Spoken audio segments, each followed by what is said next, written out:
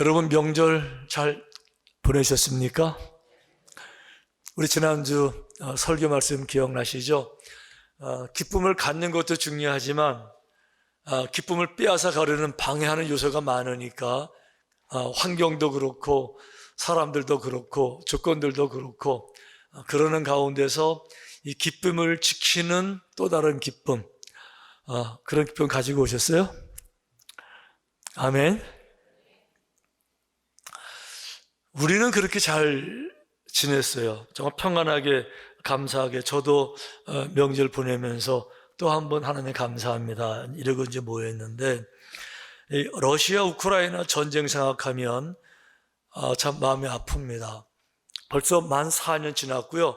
5년 차째 여전히 전쟁하고 있는데, 전사하는 군인들은 대부분 20살에서 30살 안팎, 우리 교회로 말하면 정확하게 청년 세대들이 이제 다 다치고 죽고 그러잖아요. 지난주 공식 통계에 보니까 러시아만 해도 러시아 군대 전사자만 32만 5천 명 죽은 청년들이에요.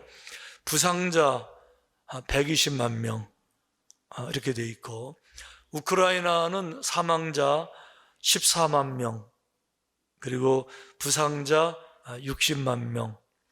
합치게 되니까 이 전사한 군인들이 한 50만 명 가까이 되고, 부상자는 한 180만 명 정도가 돼요. 우리는 눈으로 볼 수 없고 다른 나라 일이니까 이렇게 뉴스로 듣고 지나가지만 당사자들에게는 정말 상상할 수 없는 그런 순간들을 보내고 있는 것 같아요.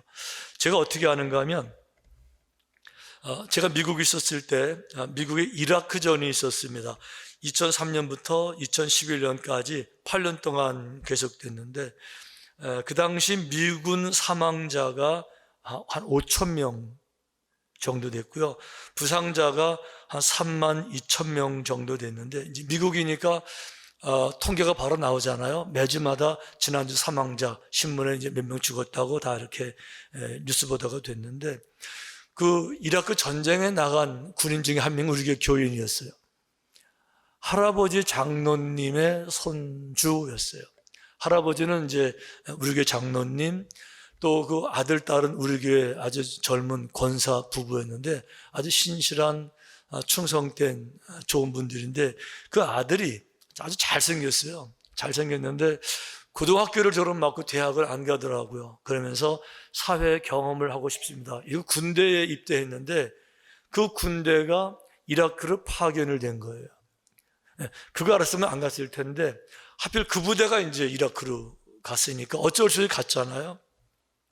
날마다 지난주 몇 명 사망, 몇 명 부상, 그 이제 신문에 뜨는데, 그 부모님, 그 가족은요, 와, 이게 정말 이게 초죽음이에요. 전쟁에서 죽는 사람들은 뭐 인생의 실패자, 낙오자 이런 개념이 전혀 아니고 정말 풋풋한 청년들이에요. 20살에서 30살. 우리 청년들 생각해 보세요. 얼마나 소중하고 얼마나 귀한 자녀들이에요.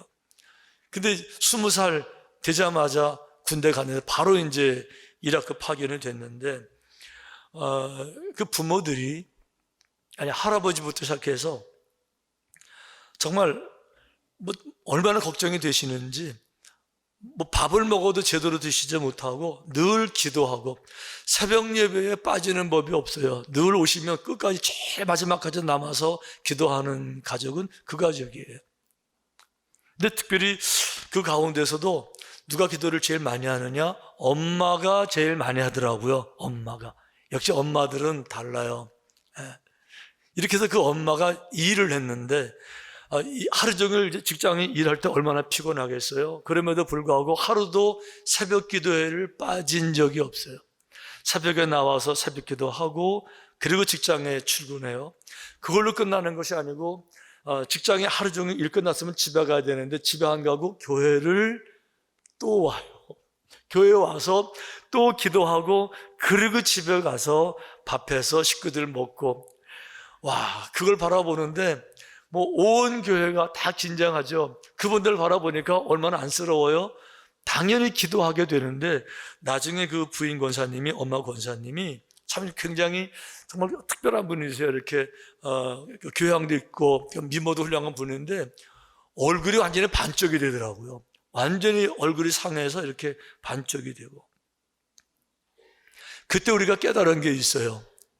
기도하면 응답해 주시지만 어떤 사람들이 기도하냐? 사랑하니까 뭐예요? 사랑하니까 기도하게 되더라고요. 남의 일일 때는 기도를 안 했는데 남의 일이니까 관심도 없고, 관심 없죠. 거기 뭐 사랑이 있겠습니까? 그냥 뉴스로 지나가는 건데 거기에 내 사랑하는 사람이 가 있으니까 밥을 먹어도 맛이 없고 사랑하니까 기도하게 되더라고요. 그것도 제일 많이 사랑하는 사람이 기도를 제일 많이 하더라고요. 오늘 여러분 설교 제목, 사랑하면 땡땡한다. 자, 사랑하면 뭐 한다고요? 오늘 그거예요. 사랑하니까 기도한다는 거예요. 우리 그동안에 빌립보서 이제 공부 시작하면서 사도 바울이 지난주에 빌립보 성도들에게 정말 사랑 고백을 남녀 간의 사랑 정도로 진하게 고백했습니다. 내가 너희 무리를 위하여 이와 같이 생각하는 것이 마땅하니 이는 너희가 내 마음에 있으며 내 마음에 너희 있다 그래서 I have you in my heart 그래서 I got you in my heart 그래서 정말 여러분들이 내 마음에 있습니다 그랬어요. 그걸로 모자르니까 다음 절 이렇게 말했어요. 내가 예수 그리스도의 심장으로 너희 무리를 얼마나 사모하는지, 자, 사랑하고 그리워하는지. 그리스도의 심장이라 그랬는데 아시죠? 심장 아니고 창자였던 거. 이 창자가 떨릴 정도로 정말 사랑했습니다. 하나님이 내 증인이세요. 이거 지금 8절 말씀이거든요. 그러니까 예수님의 심장으로 내가 여러분들을 정말 사랑합니다. 8절 사랑합니다 로 끝나는 것이 아니고 사랑하니까 어쩌라고, so what, 사랑해서 뭐 어쩌라고 그랬는데 8절에서 사랑합니다 그랬는데 9절 가니까 사랑하니까 9절에 어떻게 해요? 내가 기도합니다. 사랑하니까 기도하게 되는군요. 사랑하니까 기도할게요. 사랑하니까 기도하고 있습니다. 9절에 이렇게 말했어요. 내가 기도하느라. 8절에서는 사랑합니다. 9절 사랑해서 내가 기도하게 됩니다. 여러분 이게 인간의 이치인 것 같아요. 그러니까 관심 없는 사람들은 뭐 기도가 안 되지만 정말 사랑하는 사람을 위해서는 늘 기도하잖아요. 우리 이제 헌금들 하시는 거 보면 특히 특세 헌금 하시는 거 보게 되면 그 감사 헌금 많이 올라오잖아요. 주님 말씀하시는 건 그거죠. 아무것도 걱정하지 말고 대신 감사함으로 너희 구할 것을 아뢰라 그랬잖아요. 많은 성도님들이 그래서 인간적으로 걱정이 되는 그런 부분들을 걱정 대신에 이렇게 감사 헌금으로 바꿔서 하나님 감사합니다, 이 문제 해결을 이렇게 하시는데 거기 보면요 사랑하는 사람들에 대한 기도가 다 올라와요. 가장 많은 것이 자녀들에 대한 기도예요. 오늘 사도 바울이 자기가 사랑하는 사람들을 위해서 기도하는 거 보니까 이거 봐라, 우리 기도하고는 차원이 다른 기도를 하고 있는 거예요. 아주 보다 본질적인 거를 기도하고 있는 거죠. 우리의 기도들은 열매에 대한 기도에서 하나님 이 열매 주세요, 열매 주세요, 열매 주세요 그랬는데 사도 바울 기도는 열매가 아니고 열매를 맺게 하는 뿌리에 대한 근본적인 기도를 하고 있더라고요. 이건 너무 중요해서 이 말씀을 나누기를 원하는데, 자, 사랑하는 사람들을 위해서 사도 바울은 어떤 기도를 했을까? 오늘 모두 사도 바울이 3절에서 3개의 절에서 각자 3개의 기도 제목을 말하는데 첫 번째 기도 제목은 이거예요. 하나님을 아는 지식이 더욱 풍성해져서 하나님을 더욱 사랑할 수 있게 하옵소서. 자, 다 같이 읽어볼까요? 시작. 하나님을 아는 지식이 더욱 풍성해져서 하나님을 더욱 사랑할 수 있게 하옵소서. 이게 이제 9절 말씀인데, 자, 9절도 다 같이 보시겠어요? 시작. 내가 기도하노라 너희 사랑을 지식과 모든 총명으로 점점 더 풍성하게 하사. 자, 문장을 잘 보세요. 내가 사랑하는 사람들을 위해서 기도하는데 뭘 기도하는가 하면 그들의 사랑이, 하나님을 향한 사랑이 점점 더 풍성해지게 되기를 원하는데 방법이 뭔가 하면 지식과 청명으로, 이게 번역이 좀 아쉬운데 이 지식은 세상 지식을 말하는 것이 아니고 영적인 지식을 말하는, 헬라어 원어는 영적인 지식을 말하는 그런 단어를 쓴 거예요. 그러니까 하나님을 깨달아 아는 지식이 많아져요. 하나님을 깨달아 알면 알수록 너무 귀하고 거룩하고 너무 감동적이고 위대하니까 하나님을 깨달아 알수록 점점 더 하나님을 사랑하게 된다, 이런 뜻이에요. 그러니까 하나님을 사랑하게 해주세요. 근데 그냥 사랑이 아니고 하나님에 대해서 알게 해주세요. 하나님에 대한 지식을 가져서 분별하게 하시고 알게 하셔서 하나님을 사랑하게 해주세요. 이 기도를 하고 있는데 성경을 보면 하나님에 대한 지식이 없어서 망한 백성들이 있어요. 이스라엘 백성들이에요. 그 이스라엘 백성들은 하나님을 믿기는 믿지만, 섬기긴 섬기지만 하나님에 대한 올바른 지식이 없어서 결국은 하나님을 버리고 결국은 이방으로 나가서 우상을 숭배한 폐역하면서 나라가 망하게 되잖아요. 요쯤에 호세아 선지자가 아주 한탄하면서 이렇게 얘기를 해요. 내 백성이 지식이 없으므로 망하는도다. 이 지식은 뭘 말하는 건 마찬가지죠. 하나님에 대한 지식을 말하는 거죠.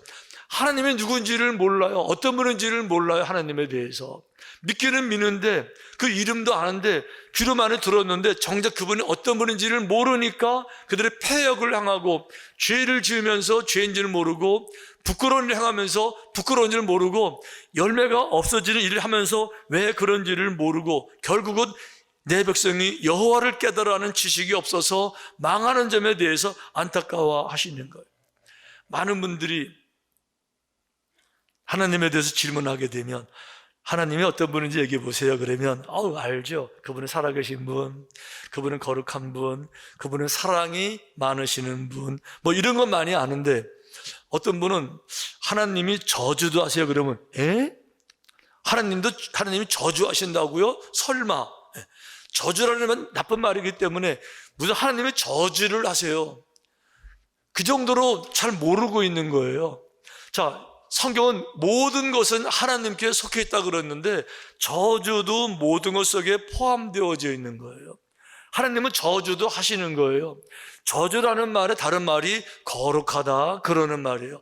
거룩이라는 말은 죄에 대해서, 악에 대해서 책망하는 거죠. 죄를 용납하지 않는 겁니다. 죄를 잘라내는 거죠. 잘라낼 때요 상처나고요, 비임당할 때 피나는 거죠. 잘라내는 게 고통이고 그게 심판이고 그게 저주예요.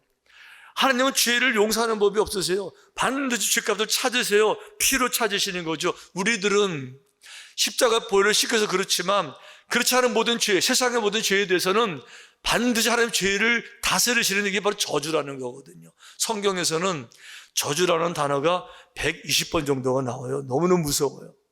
자, 하나님은 어떻게 저주하시냐? 하나님을 만홀히 여기고 하나님을 함부로 농담의 대상으로 생각 없이 여기는 이런 사람은 어떻게 저주하시냐? 이렇게 말해요. 내가 성읍에서도 저주를 받으며 들에서도 저주를 받으며. 성읍에서 사업해도 망하고요, 들에서 농사져도 망하는 거예요. 내 광주리와 떡반지 그릇이 저주를 받을 것이며 먹고 살 것도 없을 정도로 저주를 받는 거예요. 내 몸의 소생과 토지의 소산과 내 소와 양의 새끼가 저주를 받을 것이며 내가 들어와도 저주를 받고 나가도 저주를 받고. 하나님은 저주하시는 분이신데 우리는 그걸 몰라요. 하나님이 옆집에 마음씨 바보 같은 아저씨인 정도로 생각해서 뻔히 알면서 잘못된 거 행하고 뻔히 알면서 거짓말하고 하나님 원치 않는 거 알면서도 그거 하고, 정말 하나님이 정말 원하시는 거 알면서도 안 하면서 핑계대고 하나님이 누군지를 모르고 있는 거예요. 저주만 그분에게 있는 것이 아니라 모든 게 하나님께 있죠. 당연히 축복 그분에게 있죠. 부귀가 내게 있고 장구한 재물과 공의도 그런 부귀가 내게 있어요. 이 말씀 잘 들으셔야 돼요. 왜 내가 경제적 자유가 없을까? 왜 내게 부귀가 안 따라올까? 하나님께 있다면서 부귀 문제 다루지 말고 하나님과의 관계 문제를 먼저 다루셔야 돼요. 아멘. 하나님과의 관계 문제를 먼저 다루셔야 돼요, 여러분. 정직하게. 그게 핵심인 거예요. 그게 바로 포인트라고요. 하나님 우리를 사랑하세요. 이는 나를 사랑하는 자가 재물을 얻어서 그 곳간에 채우게 하려 하시면, 하나님을 사랑하는 사람들이 재물을 얻게 되는 거예요. 다루셔야 돼요. 이 재물을 다루기 전에 하나님과의 관계를 먼저 다루셔야 되는 거잖아요. 이제 그래서 사도 바울이 빌립보 교인들이 하나님을 사랑하는 사람들이 되도록 하나님에 대한 지식을 가지면 좋겠다 그랬는데, 그 지식을 나중에 3장 8절에서 아주 구체적으로 이렇게 또 설명을 해요. 또한 모든 것을 해로 여김은 내 주 그리스도 예수를 아는 지식이 가장 고상하기 때문이라 그랬어요. 그래서 내가 그 외의 모든 것들은 배설물로 여기고 그리스도를 얻기 원한다고 그랬는데, 이거예요. 예수 그리스도를 아는 지식이 가장 고상하다고 결론을 내리는 사도 바울이 누구냐? 그러니까 핵심이에요. 예를 들면 무식한 사람이 이런 얘기하면, 다른 지식을 가져보지 못한 사람이 이런 얘기를 하면, 다른 지혜가 없는 사람이, 다른 학문을 공부해보지 못한 사람이, 박사학위를 갖지 못한 사람이 그런 과목은 필요 없어 그러면요, 사람들이 인정을 못하죠. 여러분, 한 권의 책의 사람이 제일 무섭다면서요. 책 한 권 딱 읽은 사람이 한 권 딱 읽어보고 거기에 감동받고 휘리 꽂혀가지고 이것만 주장하고 다니면요, 그런 사람을 누가 말려요? 어떻게 말려요, 그런 사람을? 한 권의 책의 사람이 아니라, 어떤 편견이나 고정관념의 사람이 아니라, 모든 책들, 모든 학문을 섭렵한 사도 바울이요, 유대인이면서, 그 시대는 동양이에요. 이 동양 철학에, 말하자면 유대 학문의 율법의 최고 권위자가 바로 사도 바울이었어요. 그뿐인가요? 로마 시민권자였습니다. 헬라 문화에 정통했습니다. 헬라 언어도 철저히 잘했고요. 동양과 서양을 아우르는 모든 공부를 다 했던 최고의 석학이 이 결론 내리는 거죠. 내가 모든 공부를 다 해봤지만, 수많은 지식이 많았지만 가장 위대한 지식은 예수 그리스도에 대한 지식이 가장 고상하고 위대합니다. 할렐루야. 그 지식이 뭐예요? 본래 하나님은 하나님과 동등됨을 취할 정도로 성부, 성자, 성령 삼일체 가장 귀하고 거룩한 분이셨지만, 그 동등됨을 취하기를 원치 않으시고 그걸 다 내려놓으시고 가장 낮은 곳에 오셔서, 그것도 하찮은 자기 자신, 우리를 위해서 십자가에서 피를 쏟기까지 우리를 사랑하셔서 그 피로 우리를 구원하시고 씻기시고 새로운 영혼을 만드실 정도로 사랑하셨던 예수 그리스도, 그 지식 가운데를 만나게 되면 어떤 악인도, 어떤 죄인도, 과거가 아무리 힘들고 어려워도, 아무리 과거가 부끄러워도 다 씻김받고 흰 눈처럼 새로운 삶을 살아갈 수 있는 능력이 있는 예수 그리스도에 대한 지식, 이 지식을 더욱 알게 되기를 원한다는 거잖아요. 중요한 거는 이거예요. 지금 빌립보 사람들이 하나님을 모르는 게 아닙니다. 사랑하고 있어요. 사랑하니까, 주님을 사랑하니까 사도 바울을 돕는 거잖아요. 사도 바울이 인간적으로 사랑스러워 돕는 게 아니고, 사도 바울 마음속에는 예수님을 아니까 그 사랑 때문에 돕는 거죠. 이미 충분히 사랑하고 있어요. 그런데 사도 바울은 이미 사랑하고 있지만 거기서 끝나는 것이 아니라 더 사랑, 더 깊은 사랑, 더 친밀한 사랑, 머리란 사랑이 아니라 진짜 가슴으로 느끼는 그 사랑, 더 큰 사랑. 제가 최근에 이제 TD 준비하기 위해서 옛날 자료를 좀 찾아보다 보니까 편지 한 통이 떨어져 있는데, 옛날에 TD에 왔던 분이 제게 보낸 메시지인데 이렇게 되어 있더라고요. 무슨 말로 하나님의 높고 깊고 넓은 사랑을 표현할 수 있단 말입니까? 주님께서 다시 오시는 날까지 그 사랑으로 살겠습니다. 무슨 말로 하나님의 높고 깊고 넓은 사랑을 표현할 수 있단 말입니까? 아까 우리 찬양대 찬양했지만 바다보다 넓은 사랑, 하늘보다 높은 사랑, 이거를 머리로 알지 말고 십자가의 쓰임을 알면 알수록 그분에 대해서 알면 알수록, 깨달으면 깨달을수록 이 사랑이 더 깊어지니까 바로 그 부분을 위해서 기도하고 있는 겁니다. 두 번째, 지극히 선한 것을 분별하여 끝까지 진실한 삶을 살게 하여 주옵소서. 같이 읽어볼까요? 시작. 지극히 선한 것을 분별하여 끝까지 진실한 삶을. 자, 요 말씀이 바로 10절 말씀, 이 말씀이에요. 10절 시작. 너희로 지극히 선한 것을 분별하며 또 진실하여 허물 없이 그리스도의 날까지 이르고. 자, 바로 그거예요. 그러니까 선한 것을 분별하는, 그래서 이 악한 것을 찾아내는, 죄를 찾아내서 이 진실해져서 선한 것을 분별하는, 언제까지? 주님 만나는 그날까지. 즉 인생 자체가 이 분별력 있는 삶을 살게 해 주옵소서. 이 영적인 분별력을 구하고 있는 거예요. 자, 왜 분별력이 필요할까? 분별력은요, 인생의 나침판이에요. 그러니까 방향이 잘못되게 되면 간 것만큼 손해예요. 간 것만큼 돌아야 되니까.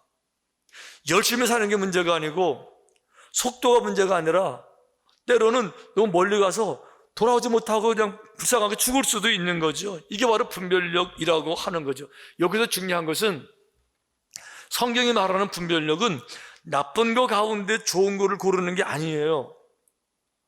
썩은 사과들 가운데서 썩지 않은 사과를 고르는 게 아니에요. 이거는 분별력이 필요 없어요. 이건 세상의 사람들 다 하는 겁니다. 그냥 눈만 뜨면 다 하는 거죠. 눈 뜨고 봤는데 다 썩었습니다. 이게 썩었네. 거기서 안 썩은 거 고르는 게 이게 뭐가 어려워요. 다 하는 거지. 이걸 말하는 게 아니에요. 그럼 뭐를 말하느냐? 좋은 것 가운데서 진짜 좋은 것을 구해내는 거예요. 다 좋지만 그 중에서 베스트를 찾아내는 게 바로 분별력이라고 하는 거예요. 다 좋은 일이지만 어떤 것이 내게 가장 좋은가를 찾아내는 게 이게 바로 분별력이라는 거죠. 공부 당연히 좋죠. 한데 어떤 분은요, 공부만 하는 사람이 있어요. 박사학위가 몇 개나 되고 석사가 몇 개, 이런 사람이 있습니다. 공부 당연히 좋아요. 하지만 그게 내게 뭐가 도움이 돼요? 공부 자체가 뭐가 도움이 되냐고요. 공부한 걸 내가 써먹을 게도 없이 늙고 끝나고 말았는데. 그러니까 우리가 그래서 뭔가 하면 썩은 상화 중에 안 썩은 상화 구하는 것이 아니고 다 안 썩었어요. 겉으로는 다 좋아 보이는 거예요. 그런데 그 중에서 좋은 거를 골라내는 거죠. 왜 그런가 하면 겉으로는 다 똑같은데 어떤 사과는요, 한 입 깨물어 보면 부석. 어떤 사과는 겉으로는 좋아 보이는데 깨물어 보면 너무 쉬어가지고 얼굴을 찡그리게 돼요. 이렇게. 어떤 사과는요, 네 맛도 내 맛도 없어가지고 이거 먹어야 돼, 버려야 돼, 고민해. 겉으로는 똑같아요. 겉으로는 다 좋아요. 내용은 안 그렇다는 거죠. 세상에 다 그런 겁니다. 세상에 좋은 게 얼마나 많습니까? 사업 성공하는 거, 이거보다 좋은 게 어떻게 있어요? 건강한 거, 와, 얼마나 훌륭한 겁니까? 돈 많이 버는 거, 와, 이건 뭐 정말 좋은 거잖아요. 성공하는 거, 얼마나 좋은 겁니까? 좋은 게 가득 있어요. 그런데 분별력 있는 사람도 알아요. 가장 좋은 것은 무엇일까? 너희는 그런즉 너희는 먼저 그의 나라와 그의 의를 구하라. 그리하면 모든 것을 너희에게 더하시리라. 내가 성공하는 거, 건강은 다 중요하지만 결국 그 모든 것은 가장 좋은 것은 아닙니다. 때가 되면 다 버려야 돼요. 스스로 다 버리게 돼요. 미모도 한순간이에요. 건강도 잠깐이고요. 금방 늙게 되고요. 인생 자체가 허무한 거예요. 허무한 건데 모든 인생을 거기다 올인했을 때 마지막 순간에 이렇게 허무를 상상을 해보겠어요? 그런데 지혜로운 사람도 알아요. 그런 것을 구하는 게 지혜가 아니라 하나님의 나라와 의를 구하는 게 가장 분별력인 삶인 줄로 믿습니다. 그 부분을 위해서 기도하는 거예요. 사랑하는 우리 자녀가 좋은 데 가는 것도 중요하지만 정말 하나님을 깨달아 아는 그런 자녀가 되게 해 주옵소서.